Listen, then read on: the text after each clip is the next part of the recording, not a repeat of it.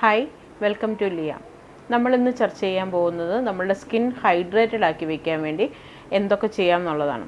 ഒരു hydrated skin എന്ന് പറഞ്ഞാൽ അതിൻ്റെ സ്വഭാവത്തിൽ നമുക്ക് കാണുമ്പോൾ വളരെ സോഫ്റ്റ് ആയിട്ട് തോന്നുകയും നല്ല മിനുസമുള്ളതും ഭംഗിയുള്ളതുമായിട്ടുള്ള ഒരു സ്കിന്നിനെയാണ് നമ്മൾ ഹൈഡ്രേറ്റഡ് സ്കിൻ എന്ന് പറയുന്നത്. ഡിഹൈഡ്രേറ്റഡ് ആയിരിക്കുന്ന സ്കിൻ എന്ന് പറഞ്ഞാൽ ഭയങ്കരമായിട്ട് വ്രിങ്കിൾസ് ഉള്ളതോ അല്ലെങ്കിൽ വരണ്ടതോ അൺഡ്രൈയിലൊക്കെ കണ്ടമാനം ഡാർക്ക്നെസ് ഉള്ളതോ അല്ലെങ്കിൽ ഒരുപാട് മാർക്കുകളുള്ളതോ ഒക്കെ ആയിട്ടുള്ള സ്കിന്നിനെയാണ് നമ്മൾ ഡീഹൈഡ്രേറ്റഡ് സ്കിന്ന് എന്ന് പറയുന്നത്. അപ്പോൾ നമ്മളുടെ സ്കിന്ന് ഹൈഡ്രേറ്റഡ് ആയിട്ട് വെക്കാനായിട്ടുള്ള മാർഗ്ഗങ്ങളെക്കുറിച്ചിട്ടാണ് നമ്മൾ ഇന്ന് ഈ വീഡിയോയിൽ ചർച്ച ചെയ്യുന്നത്. ഈ ഡീഹൈഡ്രേഷൻ തടയാൻ വേണ്ടിയിട്ട് മോയ്സ്ചറൈസിങ് തന്നെയാണ് ഏറ്റവും ശരിയായിട്ടുള്ള മാർഗ്ഗം. പക്ഷെ നമുക്ക് നോക്കാം ഈ ഡീഹൈഡ്രേഷൻ എങ്ങനെ സംഭവിക്കുന്നതെന്ന്.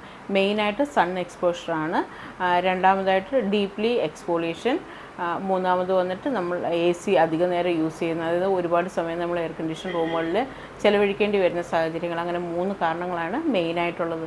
നമുക്ക് ഇതിനെ എങ്ങനെ കൺട്രോൾ ചെയ്താം, എങ്ങനെ ഹൈഡ്രേറ്റിംഗ് എഫക്റ്റ് നിലനിർത്താം എന്നുള്ളതിനെക്കുറിച്ചിട്ടാണ് ഇനി നമ്മൾ ചർച്ച ചെയ്യുന്നത്.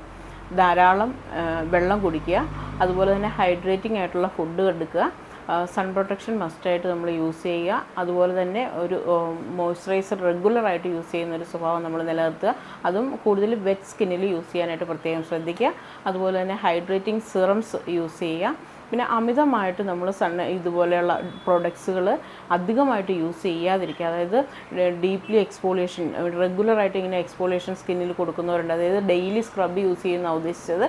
അങ്ങനെ കാര്യങ്ങളൊക്കെ പരമാവധി ഒഴിവാക്കുക. അതുപോലെ തന്നെ നമ്മൾ ആൽക്കഹോൾ കൺസപ്ഷനോ അല്ലെങ്കിൽ പുകവലി ശീലമോ ഒക്കെ ഉണ്ടെന്നുണ്ടെങ്കിൽ അത് നിയന്ത്രിക്കുകയോ ഉപേക്ഷിക്കുകയോ ചെയ്യുക. സൺ പ്രൊട്ടക്ഷൻ മസ്റ്റായിട്ട് നമ്മൾ യൂസ് ചെയ്യുക.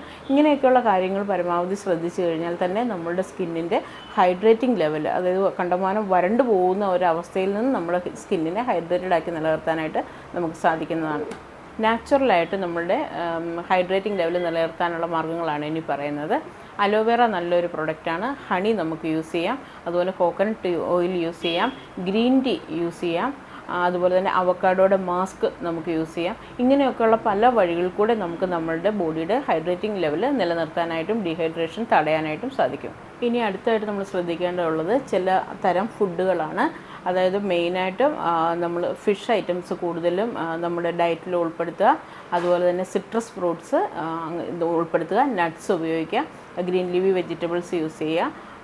നല്ല രീതിയിൽ ഫ്രഷ് ആയിട്ടുള്ള ഫ്രൂട്ട്സ് നമ്മൾ അധികം കഴിക്കാൻ ശ്രദ്ധിക്കുക. നല്ല രീതിയിൽ വെള്ളവും കുടിച്ചു കഴിഞ്ഞാൽ ഒരു പരിധി വരെ നമുക്ക് ഡീഹൈഡ്രേഷനായിട്ട് തടയാൻ സാധിക്കും. അതുപോലെ തന്നെ നമ്മുടെ ഹൈഡ്രേറ്റിംഗ് എഫക്റ്റ് നിലനിർത്താൻ വേണ്ടിയിട്ടുള്ള ഏറ്റവും നല്ല മാർഗ്ഗമാണ് ഓയിൽ ഉപയോഗിച്ചിട്ട് നമ്മൾ മസാജിങ് ചെയ്യുക എന്നുള്ളത്. വളരെ മുമ്പ് കാലങ്ങളിലൊക്കെ ആളുകൾ ഓയിൽ മസാജിങ് ഒക്കെ ഒരു ശീലമാക്കിയിട്ടുണ്ടായിരുന്നു. ഇപ്പം പക്ഷേ നമ്മുടെ ഇടയിൽ നിന്ന് അങ്ങനെ ഒരു ശീലമൊക്കെ നഷ്ടപ്പെട്ടു പോയിട്ടുണ്ട്. പക്ഷേ ഈ ഓയിൽ മസാജിങ്ങിൽ കൂടി വളരെ നല്ല ഒരു റിസൾട്ട് നമുക്ക് നിലനിർത്താനായിട്ട് സാധിക്കും. അതിന് വേണ്ടിയിട്ട് ഏറ്റവും നല്ല ഓയിലുകളെക്കുറിച്ച് ഞാൻ നിങ്ങൾക്ക് പറഞ്ഞുതരാം. ആദ്യമായിട്ട് ഒലീവ് ഓയിലിനെ കുറിച്ചിട്ടാണ് പറയാനുള്ളത്. ഒലീവ് ഓയിൽ നല്ല ഒരു പ്രൊഡക്റ്റാണ്. നമുക്ക് സ്കിന്നിൽ തേച്ച് കുളിക്കുന്നതിന് വളരെ നല്ലതാണ്. അതുപോലെ തന്നെ വെർജിൻ കോക്കനട്ട് ഓയിൽ നല്ലതാണ്, ഫ്ലാക്സ് സീഡിൻ്റെ ഓയിൽ നല്ലതാണ്, അതുപോലെ തന്നെ ആൽമണ്ട് ഓയിൽ, അതുപോലെ തന്നെ grape seed oil, avocado oil, ഈ വക ഓയിൽസ് എല്ലാം നമുക്ക് നമ്മുടെ ഈ ഓയിൽ ഉപയോഗിച്ചിട്ടുള്ള ഈ ആപ്ലിക്കേഷൻ നമുക്ക് ഉപയോഗിക്കാവുന്നതാണ്. അപ്പോൾ ഇങ്ങനെയൊക്കെയുള്ള ഈ ട്രീറ്റ്മെൻറ്റിൽ കൂടി നിങ്ങൾക്ക് നല്ല രീതിയിൽ നിങ്ങളുടെ സ്കിന്നിൻ്റെ ഹൈഡ്രേറ്റിംഗ് എഫക്റ്റ് നിലനിർത്താനും ഡീഹൈഡ്രേഷൻ നല്ല രീതിയിൽ തടയാനായിട്ടും സാധിക്കും. അപ്പോൾ ഒരു കണ്ടിന്യൂസ് ആയിട്ട് എന്തും ഒരു ദിവസം കൊണ്ട് റിസൾട്ട് കിട്ടുമെന്ന് പ്രതീക്ഷിക്കരുത്. ഒരു 3 മാസം തൊട്ട് 6 മാസം വരെ റെഗുലറായിട്ട്, ഇപ്പോൾ നമ്മൾ ഒരുപാട് കാര്യങ്ങൾ ഇപ്പോൾ ഈ ചർച്ച ചെയ്ത് വന്നു. അപ്പോൾ ഈ കാര്യങ്ങളൊക്കെ ഒന്ന് ശ്രദ്ധിച്ചു കഴിഞ്ഞാൽ ഒരു 3 മാസം തൊട്ട് 6 മാസം വരെ ഇതൊന്ന് ഫോളോ ചെയ്ത് വരികയാണെന്നുണ്ടെങ്കിൽ നിങ്ങളുടെ സ്കിന്നിൻ്റെ ഈ പ്രോബ്ലം ഒരു പരിധി വരെ നല്ല രീതിയിൽ നിങ്ങൾക്ക് കൺട്രോൾ ചെയ്യാനായിട്ട് സാധിക്കും.